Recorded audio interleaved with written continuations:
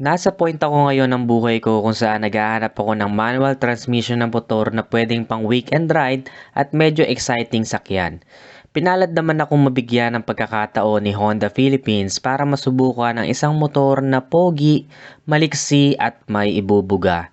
Here comes Honda with their entry for the sports underbone category. Silipin natin kung sulit nga ba ang Honda Supra GTR 150. This is Ned Adriano. Kung bago ka lang sa channel ko, don't forget to subscribe. Also hit that notification bell para lagi kang notified once may bago tayong upload. Without further ado, hold the strong grip to your throttle as we ride the speed of this bike.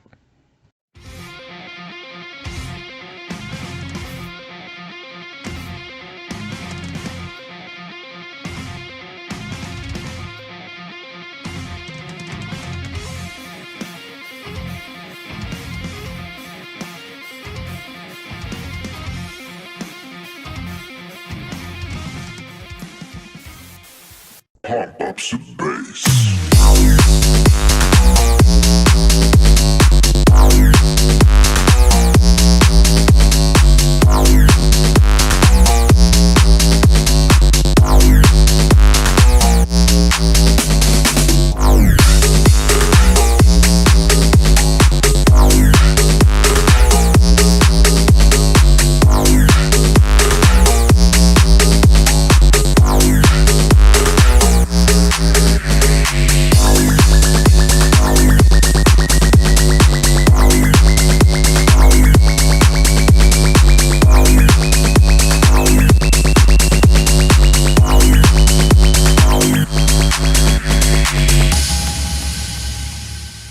Kung gaano kalaki to. Ganito siya kapag nandun na po. Just to give you an idea kung gaano kalaki to. Ayan yung CB150R. So ito yung Supra GTR. Ayan, parehas Honda. Ganyan siya kalaki, guys. Ikutan natin, ha. Op.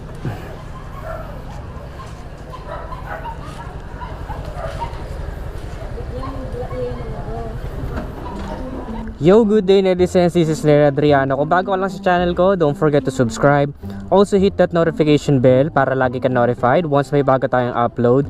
For today's vlog, nandito tayo ngayon para i-full review na itong Honda Supra GTR 150. Marami sa inyo nagre-request nito and nagulat ako dahil hype na hype pa rin ang motor na to. Dahil naaalala ko noon, nung bago pa mag-lockdown, nagkaroon ako ng casa vlog about sa motor na ito, wherein review ko lang siya sa casa without having any test drive dahil yun lang yung available. Kaya nagpapasalamat ako sa Honda Philippines dahil nabibigyan tayo ng mga ganitong pagkakataon kung saan napapahiram tayo ng motor for the sake na ma-full review natin siya. At kamusta kaya ang verdict ko sa motor na ito. So I'm kinda torn between a daily commuter as a daily driver itong motor na to, and also as a weekend ride. Meron kasi mga tao na kagaya ko, for 1 year nasanay ako sa scooter or sa automatic na motor, and naghahanap ako ng pang weekend ride which is manual para ma-develop ko yung skills ko and all that stuff pagdating sa clutching, gearing. And natuwa ako dahil in just 1 week of time ay parang nakabisado ko na ng husto tong motor na to. At first, I'm gonna be honest with you guys, medyo nahirapan ako sa umpisa dahil sa traffic situation, alam naman natin yan, di ba? Napaka-traffic dito sa Pinas, and nakakairita kapag clutch ka ng clutch kapag ka-traffic. On the other hand, meron namang mga tao na pinanganak na sa declutch. So meaning to say, mas gusto nila yung declutch, mas natitrill sila, mas sanay sila dahil nga sa engine brake, all that stuff, mas marami kang control sa gearing, mas mabilis, and yun, madaming type of driver. So we'll try to hit each and every one of those drivers kung saan category kayo nabibilang. So ngayon medyo naiintindihan ko na kung bakit hype na hype pa rin yung mga tao dito, though hindi na siya ganun kabago, di ba? Kung tutuusin, it's been months na nilabas na to sa atin sa Pinas, pero dahil pa rin talaga nagre-request sa YouTube channel ko na i-review ang motor na to. That's why nagre-request na rin ako na ito na lang sana yung ipahiram sa akin ni Honda Philippines para mabigyan ko ng full review. And also gusto ko rin talaga na matesting tong motorcycle na to. So ang price nito is 102,900 pesos. And come to think na ang kanyang engine specification is 4-stroke, 4 valves, dual overhead cam. So dual overhead cam na siya. Meron dito nakasulat, I think, na kanyang 6-speed dual overhead cam, DOHC. So unlike dun sa mga motorcycles nowadays, napaka-competitive talaga ng category na yon. And to think that it is also 6-speed, no, 6-speed na siya. Marami kasi nag-iisip sana gawin ng 6-speed yung mga motorcycles, lalo na sa small displacement na category. Ito 150cc. So yan, 6-speed na siya, guys. So maraming gears na pwede ka maglaro-laro. Kung napipiting ka sa 5th gear, pwede ka pang mag 6th gear. So napakagandang option yun na binigyan tayo ng ganun.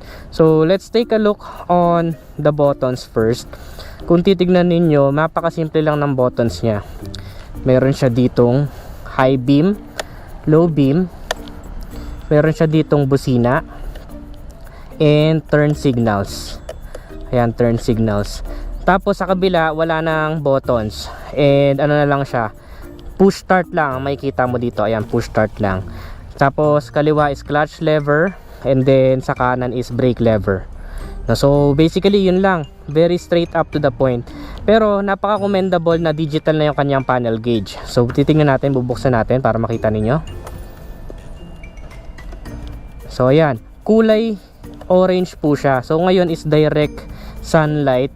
Yung nasa ilalim tayo ngayon ng katanghalian, so medyo hindi kita. Pero kapag kagabi is color orange po siya, no? Orange na orange siya. So meron siyang gear indicator, neutral, nandyan, tas nandito yung gears niya, 1, 2, 3, 4 hanggang 6. Meron siyang speedometer, meron siyang odometer, natatakbo na niya in total is 670. So napakabago pa. Tapos meron siyang fuel indicator dito, and it is also PGM-FI. So napakatipid pa po nito sa gas, no? So ang kanyang average fuel consumption, Honda claims it to have 42 kilometers per liter. Pero sa gamit ko, naglalaro siya sa around 40 to 47 kilometers per liter. So depende pa niya, kasi ako napakagaan ko, I'm around 61 kilograms. So medyo mas mataas yung fuel efficiency dahil hindi masyado na-stress yung makina sa akin, magaan nga ako. So kapag medyo mas matatangkad, mas mabigat, yun yung medyo baka tumaas yung fuel consumption nyo. But you can assume 42 kilometers per liter, that will be the average fuel consumption. Tapos may gear indicator din siya. Ayan, may may RPM indicator siya. So nakakatuwa yun. Wala siyang kill switch, guys, sa side stand. So makikita ninyo, naka side stand pa ako. Ayan, no, naka side stand ako, di ba? So pwede ko siyang ma-start kahit naka side stand ako. Wala siyang ganung safety feature. So ingat-ingat na lang sa ganun, kasi kapag minsan nasubukan ko na, dahil sanay nga ako na maraming motor yung ginagamit ko na may kill switch sa side stand. Minsan sinigawan ako ng tricycle driver na naka-stand pa ako. So napakadelikado noon. So always be responsible, check natin yung side stand. But ang ano naman doon, ang parang bawi, meron siyang bank angle sensor na tinatawag. When the bank angle exceeds to 51 degrees on either side, kapag natumba yung motor, basically mamamatay yung makina. Marami na ako nakita na aksidente, sumemplang, tapos hindi namamatay yung makina. So tendency, kapag tinayo nila yung bike tapos sa throttle sila napahawak, umaandar sila, so nagkakos pa ng mas malaking problema. So nagkakos pa ng mas malaking damage, semplang, and kung mga masasagasaan pa. So napakaganda ng safety feature na yun, na kapag natumba tong motor is mamamatay yung kanyang makina. So ayan yung kanyang RPM indicator. Kapag ni-rev ko to, makikita nyo kung ilang RPM yung nahihit ko. Pakinggan nyo yung makina. Ito yung isa sa mga natutuwa ko sa kanya, yung makina, guys. I mean, kasi ito stock exhaust. So I can say na exhaust yung naririnig ko. So may isip natin, makina yun makina talaga yung maririnig mo, kasi hindi pa naman tayo naka-muffler na aftermarket. So ganito siya, oh.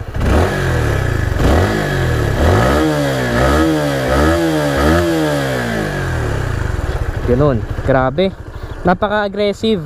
Kapag sa low revs, low revs, medyo siya medyo tahimik siya and torquey sa low revs. Pero sa high revs, napakapalaban ng tunog ng makina. Mamaya, as you all know, hatiin natin to sa dalawang part. Ngayon is part 1 for the specs and features, and then we're gonna have a part 2 for the test drive. So papakita ko sa inyo kung gaano kaganda yung gearing, and also yung tunog ng makina na napakapalaban.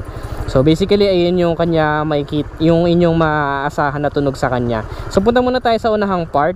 So sa unahang part meron siyang dual layer LED. So ayan oh, dual layer LED, dalawa, no, makikita nyo dalawa. Ayan, high beam natin. Ayun, so umilaw yung ilalim. Ayan yung high beam and low beam. So ayan yung kanyang ilaw sa unahan. Alam nyo, very fan ako ng ganitong headlight dahil kapag lumiko ka sa left or sa right, isabay yung ilaw, no? Marami kasi sa madidilim na kalsada, maraming motor nowadays na andito ang headlight. So kapag naandito ang headlight, kailangan maka full turn ka na o mailiko mo na pati yung katawan ng motor bago mo makita yung susunod na kalsada kapag lumiko ka. Unlike kung naandito ang headlight, 'di ba? Makikita mo agad siya kapag lumiko ka, sabay, no? So makikita mo agad yung kalsada, medyo advanced yung inyong sight. Unlike kung naandito yung headlight. Do yun nga lang, medyo bulb type pa yung kanyang park lights dito. Hindi naman ako gaano nababother sa pagiging bulb type niya or yung regular bulb type na ilaw dahil may mga motor talagang i-complements well kahit na may bulb type pa siya sa park lights. Marami akong motor na nakita ganyan, hindi lang actually sa Honda, sa ibang brands din. Meron ako mga nagugustuhang motor na nagko-complement yung pagiging bulb type ng park light. And also, yung headlight naman is LED. Headlight naman talaga ang importanteng LED dahil mas maliwanag to sa gabi, no? Turn signals niya 12 volts na bulb type din. Papakita ko sa inyo. So dito ang turn signals niya.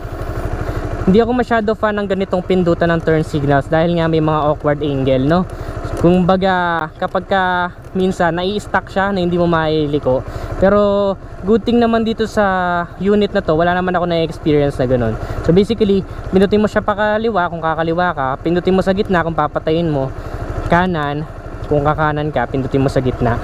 And gusto ko rin na yung indicator niya individual or magkahiwalay, separate, naka-separate.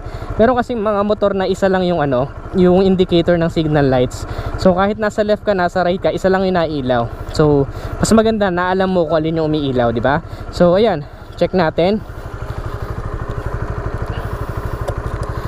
Kaliwa, ito.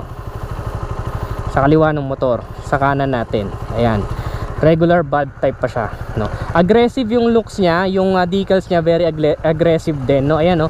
GTR Supra. Dahil ang kanyang segment is sports, underbone sports category, no? So pangkarera na underbone. So marami sa atin kasi sa Pinas kapag sinabing underbone, madalas yung pinang-araw-araw. So yun yung gusto kong ma-hit ngayon. Is it good also for daily driving or is it just good for weekend rides? Alam mo naman ang Pinoy, talagang dual purpose yan. Kaya-kaya niya maging flexible sa mga bagay-bagay. So ayan, makikita ninyo manipis ang motor, guys, manipis siya. Sa unahan manipis siya. Very remarkable, or makikita mo talaga na tatak Honda. Kasi sa Honda talaga, ang tatlong tumatatak sa akin sa mga motorcycle na nare-review ko sa kanila, magandang suspension, pogi, tsaka matipid sa gas, no? So yung tatlo na yon, nandito rin naman siya, no? Isa na yon sa kanyang aking nagustuhan ay ang kanyang pagiging manipis. So it's very good for aerodynamics. So makikita ninyo meron yung mga vents dito, guys, oh. May mga butas yan, no? Ayan, no? May mga vents dyan. So dyan na lumulusot ang hangin. So very good siya sa aerodynamics, no? So mas mabilis talaga ang motor. It is really made for speeding up, no? Though hindi naman siya ganun OA na sobrang bilis talaga na masasabi mo na sobrang bilis mo na talaga sa kasada ko ng pinakamabilis. Hindi naman siya ganun type. Pero masasabi mo na kapag sumakay ka dito, nanghihingi agad siya ng gear, ng up gear. And ayun nga, bibigay ko sa inyo yung konting feedback dahil paminsan-minsan sinasama ko yung mama ko sa palengke. Kung makikita ninyo kasi ang kanyang seating position, ayan, no? Medyo pasubsob, medyo paslant na ganito. So kung nandito ang angkas mo, sigurado mapapasubsob siya sa'yo. So ang tendency, in a practical explanation, minsan buhat-buhat mo na yung angkas mo dahil nakasubsob sa'yo. Paminsan naman, traffic, so buhat-buhat mo yung motor, buhat-buhat mo yung angkas mo. So it's not really that comfortable when it comes to angkasan. Pero meron namang iba na intention talaga nila na nakayakap sa kanila yung kanilang mga angkas. So kung kayo yon, mas very good or mas swak sa inyo tong motor na to. So hindi rin gaano kalambutan ang kanyang seat, no? Ang upholstery ng kanyang seat, medyo matigas tong foam na to, lalo na kapag ka nandito ka na nakasandal, no? Meron siyang sandalan dito So ayan, nakaano siya So yeah, meron ka makikita na separation from driver to angkas. No, so you can see hindi magiging ganun as comfortable ang angkas compared sa driver dahil medyo manipis nga siya. No, so yun lang yung honest take ko. Now when it comes to the seat cover guys, kapag ka naman seat cover ang pinag-usapan natin, etong seat cover na to is on the regular side. Hindi ko masasabing sobrang kapit dahil it will still depend sa fabric ng clothing na ginagamit niyo. Ako kasi laging nakaganto, parang cotton ba tawag dito. So ang medyo kiskisan niya, no, hindi masyado ganun kakapit. But meron pa rin grip, no, nararamdaman ko pa rin na may grip. Eh since pababa nga siya, medyo dumudulas ako. Siguro dahil lang sa formation ng kanyang seat, no, dahil nga medyo pasubsob. Pero overall kapag nakamaong, all other na medyo mas makapit na mga tela, okay naman siya sa seat cover. And nagustuhan ko siya dahil hindi to basta-basta pinapasok ng tubig, na parang namumuulang yung mga tubig kapag ka pumatak dito. So pwede mo lang siyang i-wipe away na ganyan, no, hindi na papasok diretso yung tubig sa loob. Tapos yung kanyang hawakan ng angkas is also reliable for me, very minimalist lang. Medyo matte naman ang handog nitong paint job. Tapos meron siyang mga carbon looks dito. Ayan o, makikita nyo parang may mga carbon looks siya dyan. Hanggang dito, carbon looks. Glossy siya, glossy. Merong red, merong black. Tapos andyan lang yung mga specifications niya. PGM-FI, it's for racing. Ayan o. Tapos pati yung side mirror niya, ayan o, kung makikita ninyo yung side mirror niya, may mga konting details din. So I appreciate those small details. Yung iba kasi mahilig guys sa mas malalawak or mas matataba na tangkay dito. But for me, it's just perfect. Hindi ko masyado fan ng masyadong matataba na side mirrors na stem. And yung iba din, hindi masyado fan ng on the regular side daw tong kanyang handle grip. But for me, mas gusto ko to medyo premium side sa akin, or okay sa akin tong handle grip na to. Ito yung mga bagay na hindi ko papalitan agad-agad dahil mas gusto ko yung mga stock na ganyan. Good quality siya for me. Pati yung kanyang balancer, magkabilang ganyan, ayan o, good quality siya for me. Kahit yung mga clutch lever niya, maganda rin ang paint job, no, walang kachipan ako nakikita sa motor na to. Yun yung aking mga pros, no, na mga nagustuhan. Meron din mga hindi gaano nagustuhan, which is i-separate natin yung pros and cons. Pero ngayon medyo mix up lang yung ating mga sasabihin, no. So kanyang gears, itong kanyang gearing. Actually meron pala siya sa likod pero ako kasi sinusungkit ko na lang guys, hindi ko na to tinatapakan yung nasa likod. Sinusungkit ko na lang siya kasi 1 down, 5 up, 1 down, 5 up, no. Tas half lang nito neutral. So 6 speed siya, 6 speed. 1 down, 5 up. 1 2 3 4 5. Oh, yun yung kanya, no. Pero ako hindi na ako nagaano dito. Sinusungkit ko na lang siya dito. Pwede naman guys, sungkitin na lang siya yung kanyang gearing, no. So yan ang chains niya. Meron siyang semi chain cover dito, no. Kung makikita nyo talaga for everyday use ko siya, kaya medyo may konting mga spots na dumi ang motor.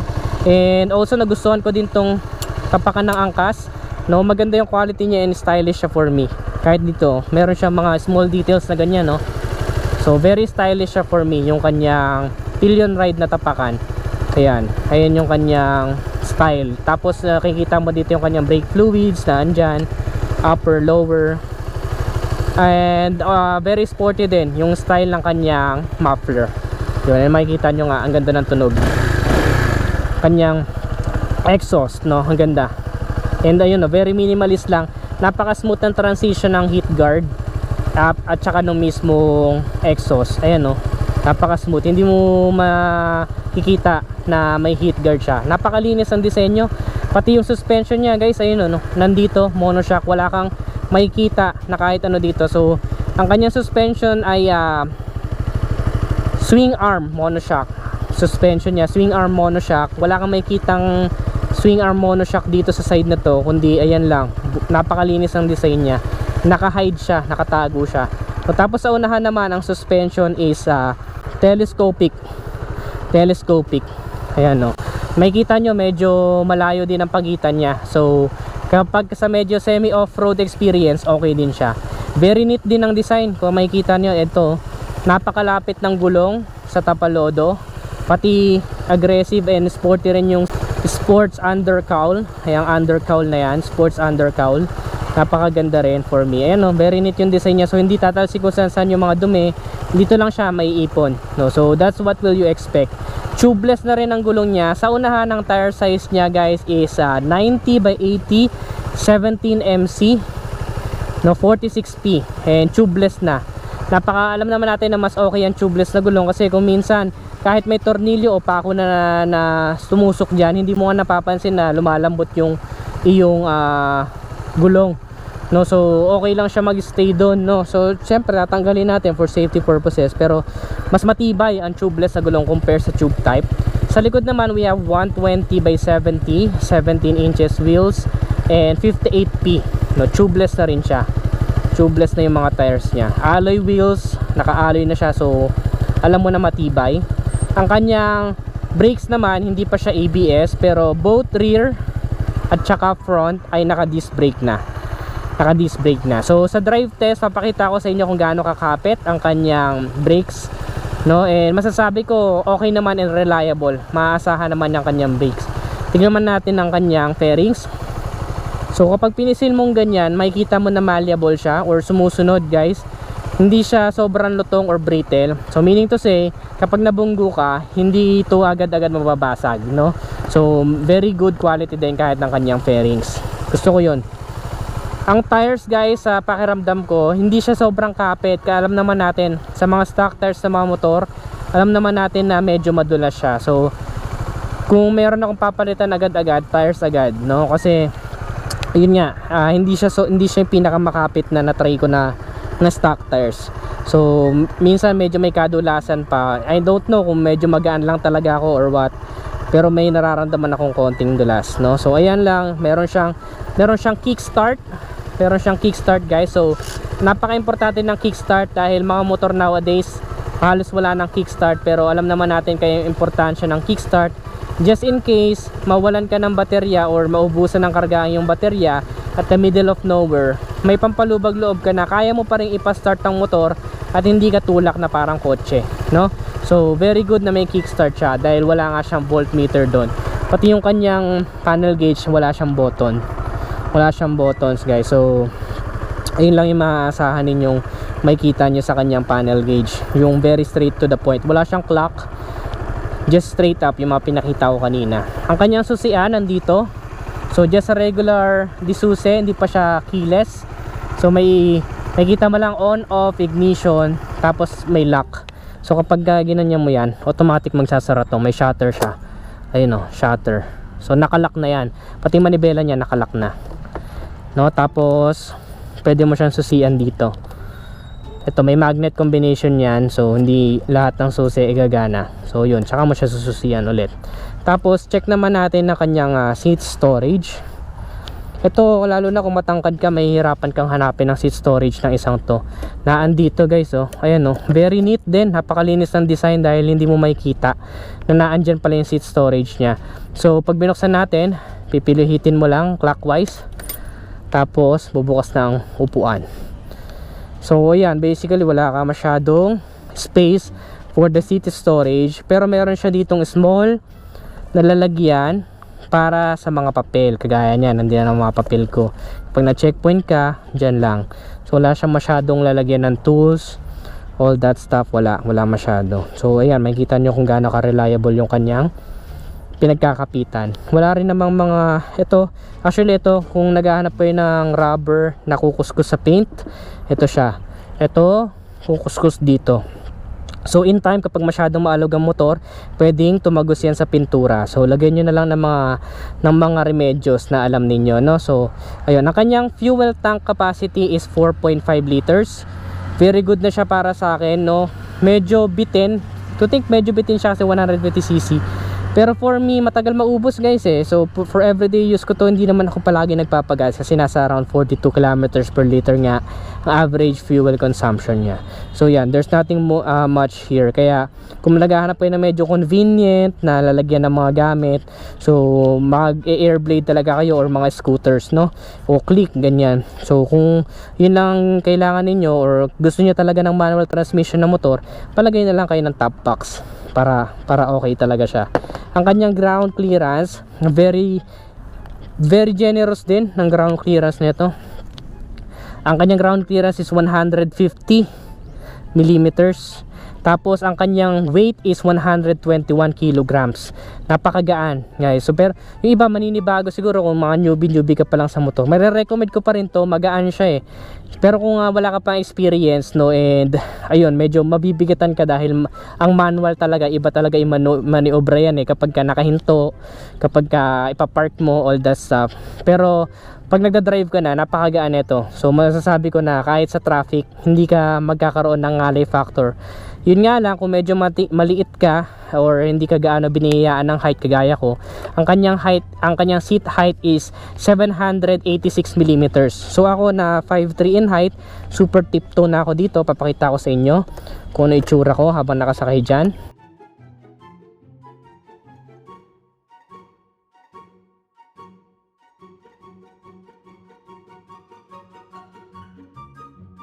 So yun guys, nakita nyo kung anong itsura ko kapag nakasakay ako doon dito sa Honda Supra GTR 150. Tingkayad ako, but I don't feel na nakaka-apekto to sa handling or sa gusto kong takbo ng motor, dahil para sa akin mas mataas ang motor kahit kukulang ang abot.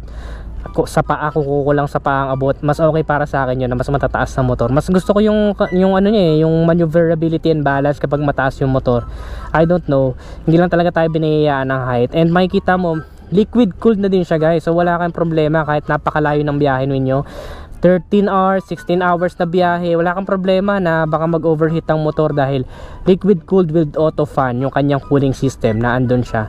So sa mga nagtatanong kung ano nga ba ang maximum horsepower ng motor na to, maximum horsepower is 11.5 kilowatts at 9,000 rpm, habang ang maximum torque naman is 13.6 newton meter at 6,500 rpm. Ang bore and stroke is 57.3 by 57.8 millimeters. So yun yung hinahandog niya. Actually parang parehas kasi siya ng makina ng sa RS no, Honda. Tama ba ako? RS yun eh, di ba? Road Sport no 150, RS 150. Tama. Kung tama ako, just comment down below. Tapos hulaan nyo na rin kung nasaan ako. Mayroon kasi iba nakaka-recognize kung nasaan ako. Just comment down below kung alam niyo kung nasaan ako. Tapos basically yun lang yung masasabi ko for the specs and features. Para sa akin, kung medyo naghahanap ka ng everyday use, mas may recommend ko yung Airblade compared dito. Pero kung ikaw yung tao na pinanganak sa manual, talagang simulat sa full manual talaga gusto mong motor, maganda rin talaga tong Honda Supra GTR. Ako na naghahanap ng pang weekend ride na motor, meron akong scooter sa bahay, gustong gusto ko to dahil nagpa-practice niya ako, so that when I transition to big bikes, mas kapako na yung mga gearing, pagiging pagtitimpla ng clutch, all that stuff, pagiging sa traffic, mga deckline, yung paano tamang pagdadrive. So all that stuff, may re-recommend ko siya for beginners. May re-recommend ko din ko siya guys kung for beginners, yung mga nag-aaral pa lang magmotor. Mas maganda nga na sa manual tayo mag-aaral eh. It's just na isang taon lang ako napahinga dahil puro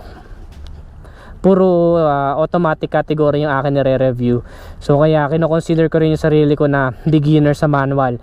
So for me, 1 week of use, nagustuhan ko siya. Maganda yung handog niya, mabilis siya makabisado. So test drive na natin siya, no? Papakita ko naman sa inyo kung anong feeling kapag tinest drive siya. So watch part 2 kung gusto niyo mapanood yung test drive. Bago matapos, dagdag ko na lang din, kahit dito yung mga details na yan, malleable din siya. So hindi siya basta mababasag. And also valve type pa yung likodan, tsaka ito. So hindi ako masyado fan ng ganito pala guys, na winker or signal lights, dahil pwede ito mabali eh, no? Pwede mabali, may isipin ka pa. Mas gusto ko yung isang assembly lang na nakakabit na dyan lahat. But on the other hand, ang kagandahan naman nito is mas stylish siya, mas pogi siyang tignan kapag ganyan. Also meron din siyang ilaw para sa plaka. And I think, check natin, bulb type pa yung ilaw niya sa plaka. Bulb type pa, buksan natin para makita nyo. Bulb type pa nga. Tapos meron siyang reflectorized dito. Medyo, para sa akin neat nga. Sabi ko nga neat yung design nito. Madlapit pa rin yung gulong sa tapaludo, so hindi tatalsik kung saan ng putik. Mas mahirap linisin ng mga ganito guys, maraming kanto-kanto. Mas mahirap linisin, no? Mas mahirap abutin yung mga sulok-sulok. So I highly recommend magkaroon kayo ng mga pressure water. Yun, para malinis nyo siya ng husto. And kung may pera-pera naman kayo, easy pa motor wash ninyo. So that's it for today's vlog. Kung nagustuhan mo, don't forget to give this video a thumbs up, subscribe. Ano pa ibang motor na gusto nyo mapanood sa channel ko, just comment down below. Again, this is Nel Adriano. Watch part 2 for my test drive. Always keep it cool and ride safe always. Bye-bye now.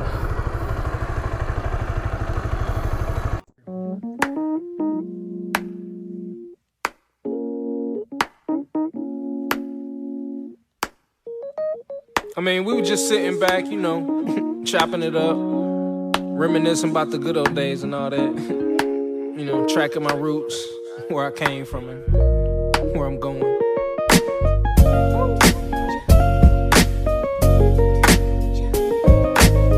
But like I say, man, always said it. It's not about the destination. It's all about the journey. Ain't nothing changed but the weather.